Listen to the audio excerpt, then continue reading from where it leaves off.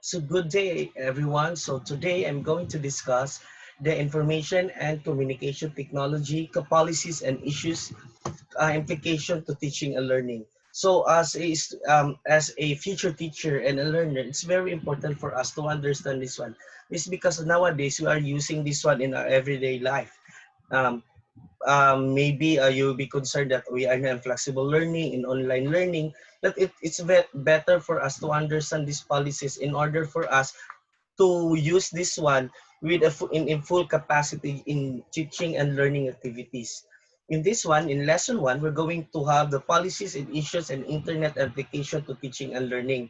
So policies and issues um, anchored to the government is very important for us to understand in order for us to become safe and we will be out from we were liable with our actions, and also how does it help teaching and learning experience. Now let's have the module outcomes. So the module outcomes is discuss some ICT policies and explain their implication to teaching and learning. We're going also to explain what are the some issues that relate to ICT policies. And the last one, identified safety concern in internet, including the digital safety rules. So it's very important for us to be aware also of this, not only to the related issues, but also on how us to become safe in this digital world. Okay, so let's have first the introduction. As you all know that we are, what we call this, globalization is now present in our time. So globalization is a reality. We are connected to one each other using a one network. And that network, which is considered as the fundamental process, is what we call the information and communication technology. This is the use of technology in order for us to connect with other people. But because there is always a barrier in between these two, the globalization and the ICT, it's very important also for us to understand what are these barriers. So number one of that is do not have access, especially to those far-flung areas, especially those don't have the signal, internet signal, even the mobile phone. Actually, they have a problem in connecting to the world also. Next is the marginalized. If people cannot afford to pay internet fees and even data to load to access using a data, or some of the or the powerless, or people don't have this money. Of course, they don't have any resources to use in order for them to be part of what we call globalization. But according to the Department of Information and Communication Technology, or what we call the DICT, that the future has arrived, and now we have to ensure that we have place on it. So it's a very important also to remember that we, a learner and a teacher, and including the Philippines, must arrive also with what is a future of what is trend in the present time, for us not to be left out in this, not to be left out in this innovation or globalization per se. Now, the learning outcomes that name examples of ICT, or the information communication technology policies, which are applicable to teaching and learning, and to discuss some issues that relate to ICT policy. So this is very important. So I want you to listen very carefully, because it's not only what you could use this one in teaching and learning, but when also we can use this one in our everyday life. And we need to discuss and answer some issues regarding this ICT policy. Let's have first the motivation. So as we all know, at the click of your finger, you will be connected throughout the world. You will gather information at the tip of your fingertips in a cell phone, or even wherever you are, as long as you have the connection and the data, or even the data or the connection that you're going to use to anchor your world to the world, so you can have that one in an easy access. But it's very important also for us to understand what is the limitation, and how does it help us to become a better person, a better learner, and a better teacher. So the question goes like this: would your life as a teacher be influenced by the new technologies? If you're going to ask me, maybe somehow, depending on its and how to use it. Technology somehow can actually give you a false information, or can give you a real information. It's up to you on how to um, find which one is true and which one is not. Should we live our lives to be controlled by technology, or should we control the utilization of technology in our lives? So that's the question that we need also to discover as we go on with our discussion. So here, the content, how, what are we going to explore? So one way of enhancing and regulating the use of ICT is to formulate and implement policies to guide appropriate decision. Yes, it's very important for us to know this one, especially how to regulate and the use of regulation, because somehow it will be number one, use as for uh, di ba, we're going, our privacy perhaps will be what we call this will be exposed to others, especially if we want also a private one. So example of that, and how are you going to use a Facebook, but you want also to preserve your privacy? So that's the thing that we're going to explore. So what do you mean by policy? This is a course of action adapted by the government, a particular party or statesman. It's a course of action adapted as, di bali, this one, policy, is actually used in what we call this, in order to regulate, in order not to harm also and protect the individual right and privacy of individual. The what we call this, a Department of Information and Communication Technology help us and to remind us there's also a law pertaining the use of this in order not to damage or even exploit others that can cause us actually a case in a course of action adopted or expedient or advantageous, an operational definition of plan of action, guide to decision, and achieve outcomes. Yes, it's very important for us in this age that we need to know what are the policies that we need to remember to the use of technology for us to be safe, and we're going to use this one. So ICT policies are needed to put a roadmap of actions or pursued adopted by various government agencies, organizations that include evolving in information and communication technology. So there are three main areas. So number one of those that we need to explore first is what we call the broadcasting. So we have what we call this, the first one is actually the telecommunication, with the use of telephones or any devices that could connect to other people. We have also the broadcasting, so we could use the radio and television. So, and the last one is the internet. So it's very important for us to know this one, because these are the things that we encounter every day, and we need to remember how these areas need to have policy in order for censorship and to prevent also the exposure and the privacy of other people.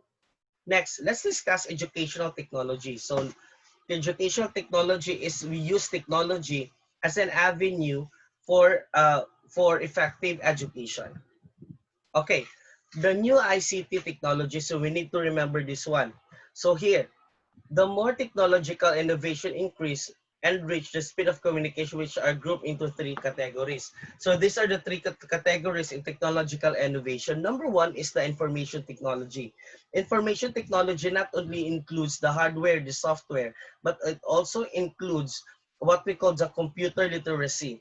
So it's very important for us to know this one, because it is now a device, the software, and even how to use this one is what we call the information technology. Next is telecommunication. So in telecommunication includes telephones, broadcasting, television, or even belong to this category is actually part of the innovation. So way back before, we use the antenna. Now we have already the wired, or somehow example, you use again the satellite dish example, with the use of the cable networks. So these are very important also for us to understand, because it gives us information in the present time. Next is the networking technologies. So working technologies, these are what we call the internet. These devices, this hardware, software, cell phone, laptops, and even iPads were going to connect us to the other world. So it's very important for us also to understand this innovation, because somehow this one gives us the connection to the other. And how are you going to regulate? How are you going to remember that data privacy also exists in the present time, because it has a law already. So these are the three. We have number one, the information technology, telecommunication technology, and the networking technologies. Now, so let's move now to the next one. So the next one is actually the Department of Information and Communication Technology roadmap. So in our country, this department is actually formulating a roadmap and guide all agencies in the utilization, real, and enhancement of ICT. Example of that is to guide example for a government bidding. It's very important also not only to post those for those di bali things that we need to bid, but they use PhilJeps. This government website is the where the government, what we call this, where the government entity we're going to post on what things that are going to bid if it's more than 1 million. So that's the utilize because they want to find a better supplier of these specific things that they want in their agency. So the project has pre-currency state has a corresponding policy statements and guidelines. So it's very important for us also to understand what are these guidelines that we need to remember in order for us to be guided and to prevent a low cases, even a what we call this, and other defamation that could lead for us that could lead us to be sued by other people.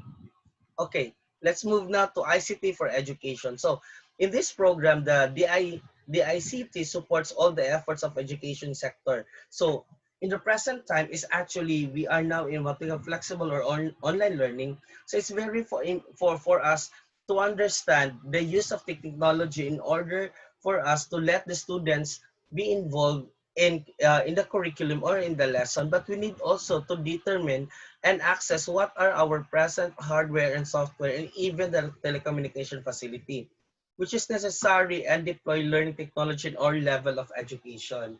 So we cannot replace teachers, as we all know, but because of the present time of the pandemic, we need to remember that we cannot have face-to-face learning. So in this manner, we are going now to use the ICT as a vehicle for our present curriculum. And I think it's not only used in the present time, not only used in primary, secondary, but also used in tertiary and even in the post-grad program. So among the policy recommended by the programs have the application to education learning. Number one, that ICT in Education Master Plan, including the National Roadmap for Faculty Development and ICT Education. So in this manner, is actually there are too many what we call the seminars. There's a symposium regarding the use of what we call ICT for the faculty development, not only for his profession, but also and how can use this one, um, how the faculty can use this one effectively to the students. Again, we never replace teacher as a person, but with the use of technology, we can enhance now the teaching strategy of the faculty, number one. And number two, content and application development through the open content in education, or what we call the OSEA, which converts DepEd materials into interactive multimedia. This is to promote development of education web content. As you know, in present times, students are considered as a visual learner. So some of the teaching strategies should not include only in what we call this as using the chalk and the board. So it's very important for us to use this one because the learners are changing every time. So and for us to become more effective, we use a video or we use what we call other materials using the information communication technology for us as a support to the valid to our topic in order for the students to understand it well. Next, number three is what we call the PheDNET, or it is a walled garden host educational learning and teaching materials and application for Filipino students and their parents and teachers. So in DepEd, they use multimedia application and materials on mere internet sites accessible from school pieces. So example, if the students want to understand more about the application of a specific topic, so the DepEd is providing a what we call this a library of information, videos, and other materials that could so that the student can support a specific topic and understand it well. Next is number 4, establish a community e-learning center. So actually the DepEd, na according to the recent news, that for the 2021, the DepEd has the highest in terms of the ask budget from the government, and it reached 700 billion. As far as I believe, and I believe so, that they are now buying more, what we call this, more information and communication technology gadgets for to use in alternative education opportunity. So it's very, di bale, because they are now in the globalization, it's very important for the students not only to read books but also to search internet in a proper way. Next, quality program for tertiary education. So partners, of course, with the SOCs to improve quality of IT education and use of ICT education in the country, particularly outside Manila. But actually, even now, throughout the Philippines, we use other module, not only from face-to-face learning, but also we use other teachers use also other what strategy in teaching, especially guys. In example, if you want to understand, they use a video or other means or activities that actually available in the internet. Next is 6 is the Media Arts program, which will build digital media skill, government open and open source technology. So what we call this a media arts, digital media arts program. This program is includes di bali putting skills into the to the government workers to be more efficient in using this one. In using the internet or other means of innovation, information and communication technology. Like example of that's the Philippine Information Agency, Cultural Center of the Philippines, and National Commission for Art, Culture and Arts, the state university colleges, and local governments unit. Because I think and I believe the media arts, digital media arts program will help fasten the what we call this the transaction. And aside from that, it's a very important to make it transparent in a way, but also it gives you an easy access to every documents related to their job. Next is the ICT Skills Strategic Plan. So this is what we call the interagency approach for identifying strategic and policy program recommended to address the ICT skills demand and supply type. That's why, and I believe in University of Science and Technology in Southern Philippines, they added the data science. Data science is a new program.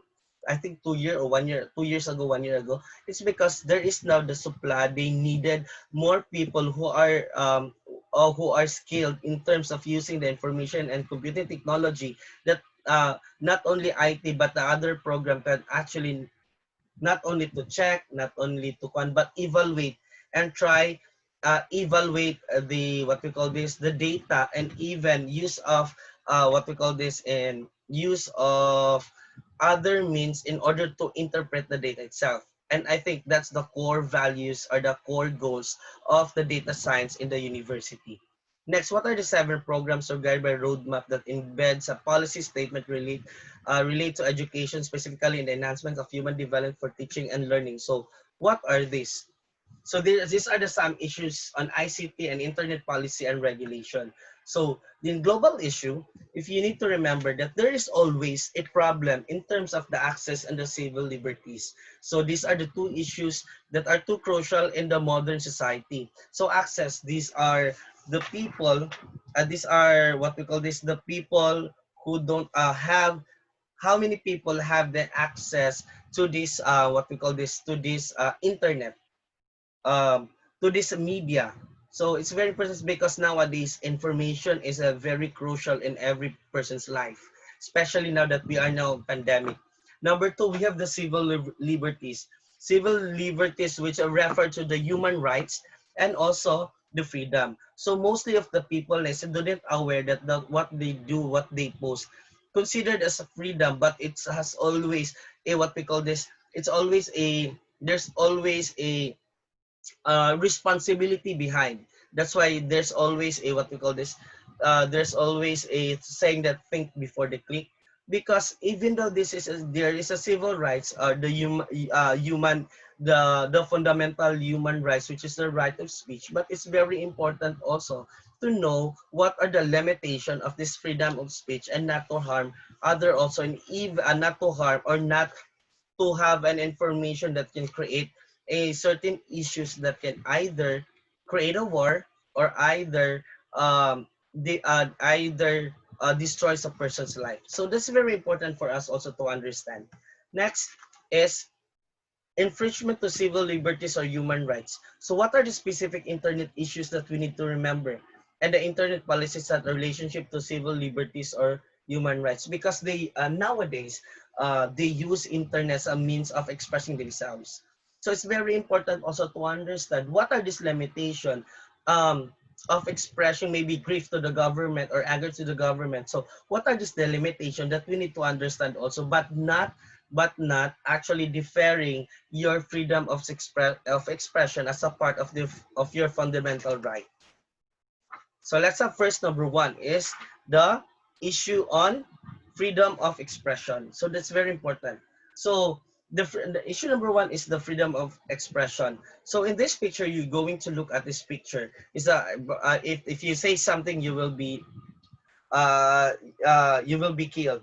There is internet ban, or you are censoring your posting, or there is what we call the internet censorship. So what are these issues of the freedom of expression and censorship? So according to the Universal Declaration of Human Rights, it provides that everyone has the right to freedom of thought, conscience, and religion. Likewise, the freedom, a right to freedom of opinion and expression.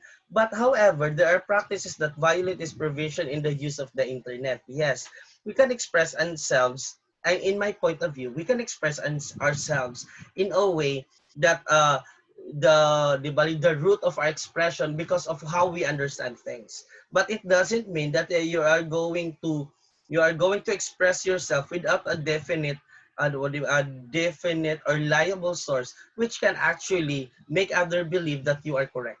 So it's very important to weigh in between this freedom of opinion and your responsibility as a citizen, as a good, di ba, Filipino person. Next is individual rights are given in order to have the access to electronic networks. Some of this is you are not allowed to use, example for a campaign, you are not allowed to use a certain logo without a permission because it has what we call the trademark clause. So example, intellectual property laws, you are not allowed to use what we call this for a research. You are not allowed to use this thought, this line, or even the study without quoting that one.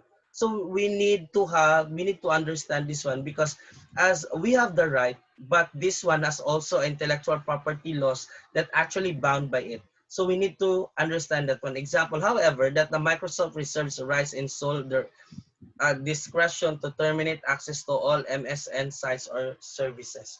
So we need to remember this one, that we need to remember that there are also laws, intellectual property laws, trademark laws, or copyright that we need to consider before we are going to post something. Next is censorship or restriction of transmission of information by blocking the filtering the information.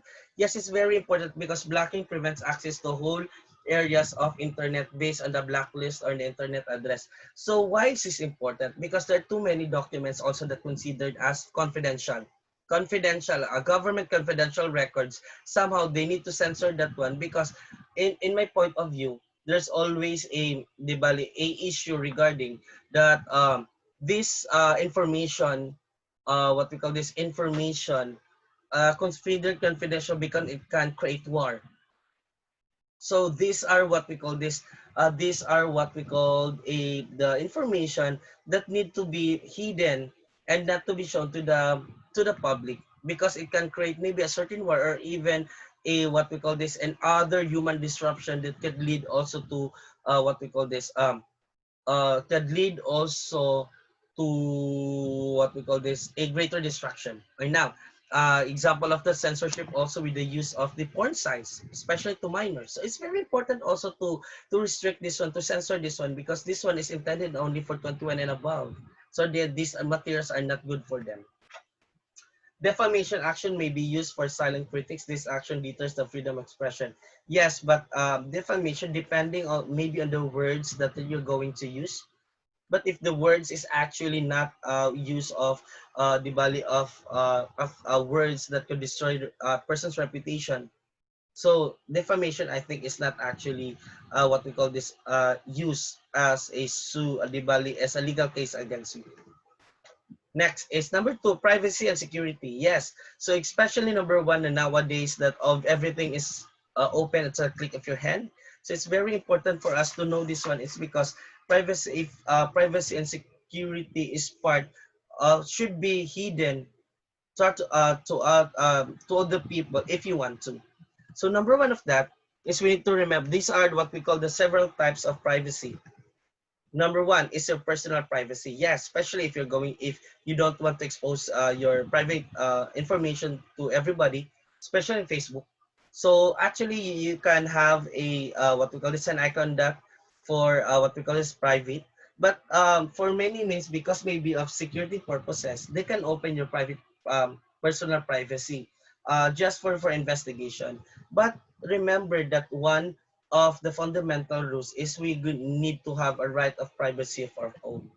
Number two, privacy of communication. Yes, example, if you are what we call this, you are transacting a specific, di ba, a specific document, even a communication to others, especially this considers confidential, especially in government. So you need to remember this one because somehow they use a wiretapping in order for the third person to listen to your communication.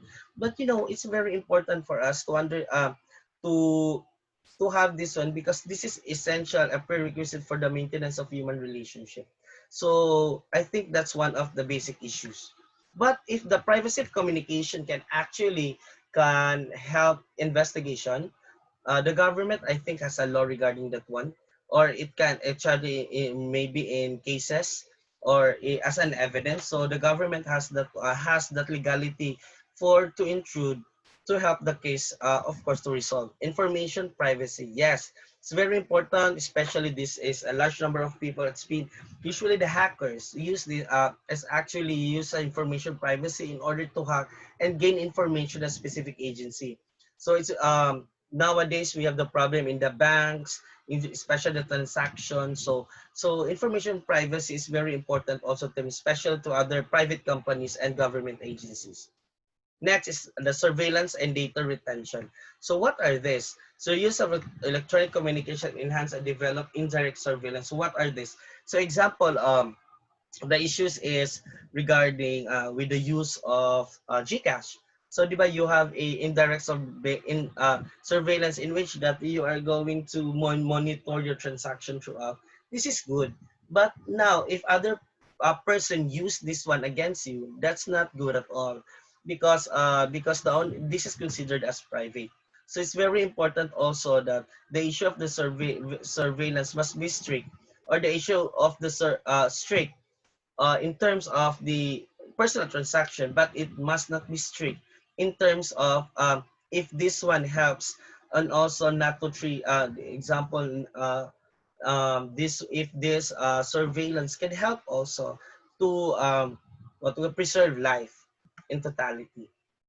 Next is it's a very little that can done to prevent surveillance. Actually, in China, they use this surveillance in order to monitor persons di bali transactions or other what you di bali persons what we call this everyday activities because it can this is it will be considered as a threat.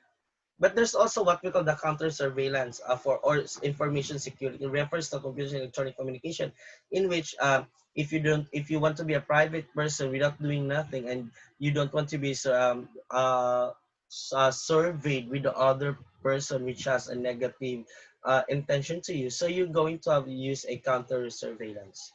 Next is number four is the e-pollutants from e-waste.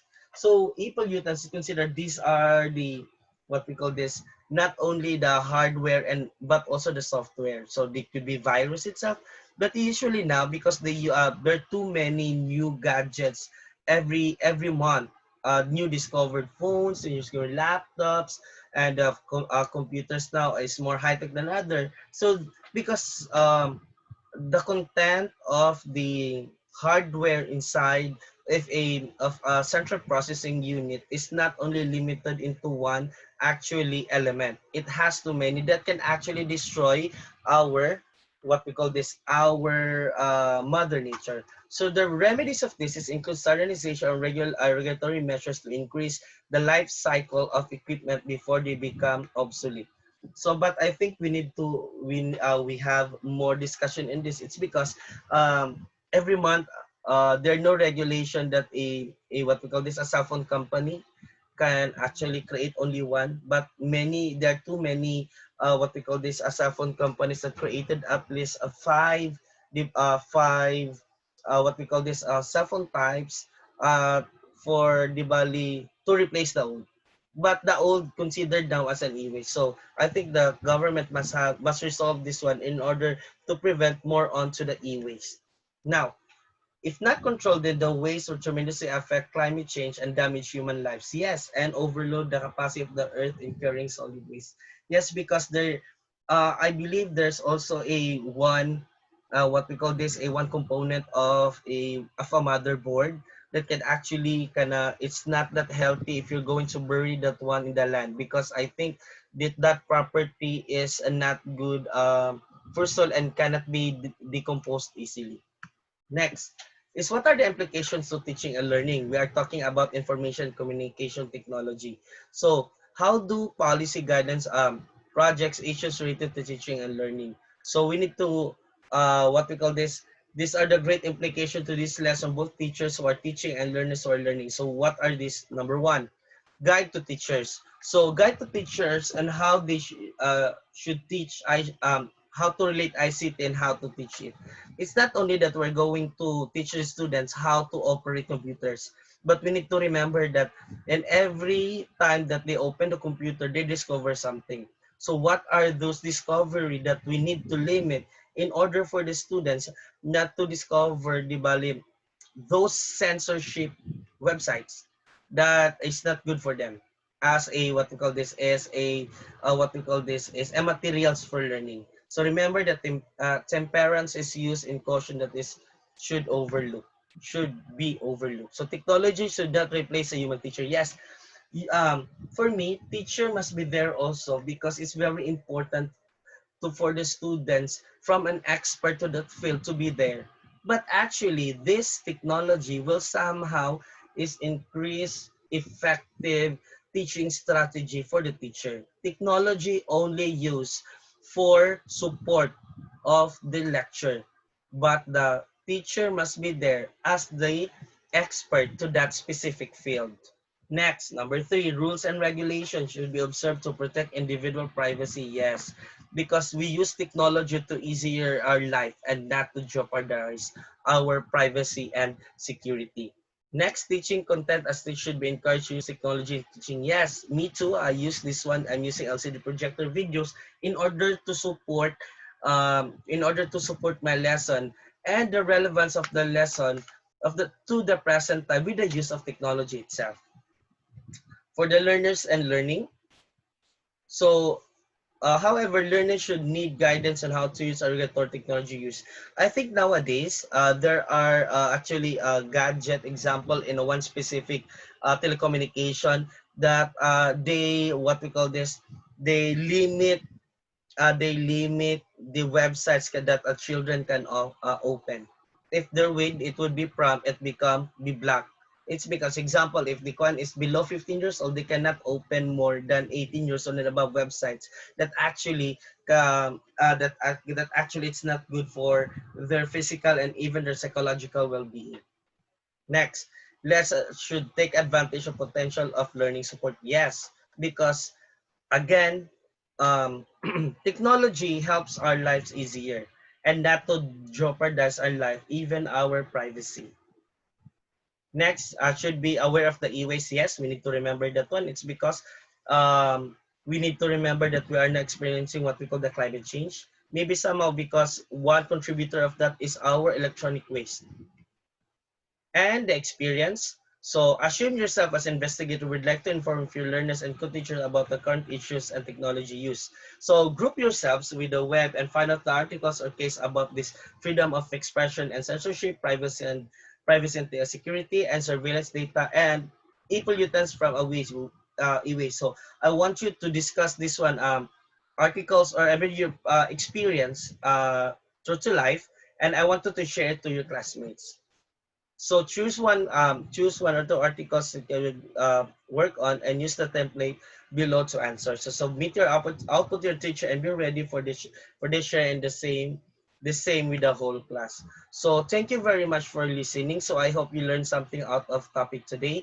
But it's very important to understand that we use technology to make our life easier and not to destroy others and our life. Thank you very much and